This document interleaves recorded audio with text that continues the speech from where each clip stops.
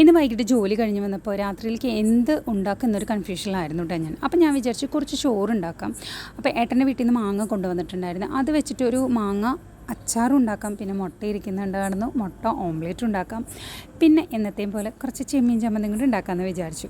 അപ്പോൾ അങ്ങനെ ചോറ് വെച്ചു. അത് കഴിഞ്ഞിട്ട് ഞാൻ ചെമ്മീൻ ഒന്ന് കഴുകി വൃത്തിയാക്കിയിട്ട് വെച്ചു കേട്ടോ. അപ്പോൾ ഈ ചെമ്മീനിലേക്ക് അധികം ഇൻഗ്രീഡിയൻസ് ഒന്നും വേണ്ട, കുറച്ച് മുളക് പൊടിയും ഉപ്പും പുളി മാത്രം മതി. അങ്ങനെ ഞാൻ ചെമ്മീൻ വറക്കാൻ വേണ്ടിയിട്ട് ചീഞ്ചട്ടി വെച്ച് അതിൽ കുറച്ച് എണ്ണ ഒഴിച്ചിട്ട് ചൂടാക്കാൻ വെച്ചു. അത് കഴിഞ്ഞിട്ട് ആ ചെമ്മീൻ ഒന്ന് ഫ്രൈ ചെയ്തെടുത്തു.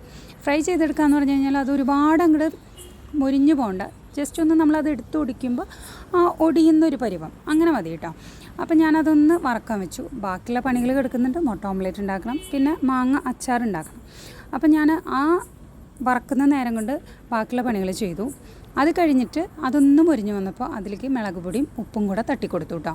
അത് കഴിഞ്ഞ് അതൊന്ന് റെസ്റ്റ് ചെയ്യാൻ വെച്ചു കുറച്ച് നേരം, കാരണം അതൊന്ന് ചൂടാകണം. അതിനിടയ്ക്ക് മുട്ട പൊട്ടിച്ച് വെച്ചിട്ട് അതിലേക്ക് കുറച്ച് ഉപ്പും മുളക് പൊടിയും മാത്രമേ ഇട്ടിട്ടുള്ളൂ കേട്ടോ. അത് കഴിഞ്ഞ് പിന്നെ മാങ്ങ ഞാൻ തൊലി ചെത്തിയിട്ടാണ് കേട്ടോ എപ്പോഴും അച്ചാറുണ്ടാക്കുന്നത്. എനിക്ക് അതാണ് ഇഷ്ടം.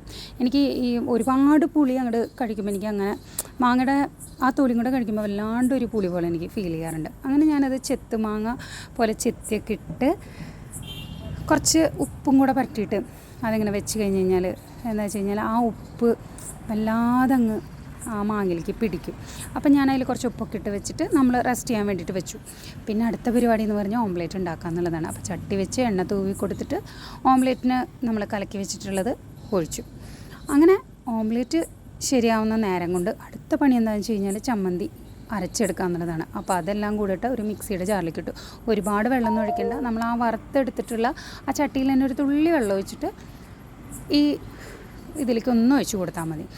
ആ നേരം കൊണ്ട് ഓംലേറ്റ് ആയി വന്നു. അപ്പോൾ ഓംലേറ്റ് തിരിച്ച് മറച്ചൊക്കെ ഇട്ടൊന്ന് വേവിച്ചെടുത്തു. അപ്പോഴേക്കും ഈ വല്ലാതെ ഇങ്ങനെ പേസ്റ്റ് രൂപത്തിലൊന്നും അരയ്ക്കണ്ട കേട്ടോ, ജസ്റ്റ് ഒന്നിങ്ങനെ ഒന്ന് നമുക്ക് കടിക്കാൻ കിട്ടണം ആ ചെമ്മീൻ്റെ. അങ്ങനെ അതും അരച്ചെടുത്തു. പിന്നൊരു മാങ്ങ അച്ചാർ വേണമല്ലോ ഞാൻ പറഞ്ഞ പോലെ. അപ്പോൾ ആ മാങ്ങ അച്ചാർ സിമ്പിളാണ്. കുറച്ച് വെളിച്ചെണ്ണയിൽ ഈ പറഞ്ഞ പോലെ മിളക് മൂപ്പിച്ചിട്ട് മാങ്ങച്ചാറുമായി. അപ്പോൾ ഇന്നത്തെ എൻ്റെ അത്താഴം എന്ന് പറയുന്നത് നല്ല ചോറും ചെമ്മീൻ ചമ്മന്തിയും മാങ്ങച്ചാറും മുട്ട ഓംലേറ്റാണ് കേട്ടോ. അപ്പോൾ ഞാൻ എന്തായാലും ഇത് പോയി കഴിച്ചിട്ട് വരട്ടെ കേട്ടോ.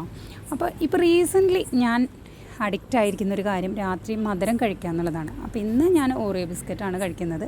അപ്പോൾ ഞാൻ അതും കൂടെ കഴിച്ചിട്ടാണ് രാത്രി കിടന്നുറങ്ങിയത് കേട്ടോ. അപ്പോൾ എല്ലാവർക്കും ഗുഡ് നൈറ്റ്, സ്വീറ്റ് ഡ്രീംസ്.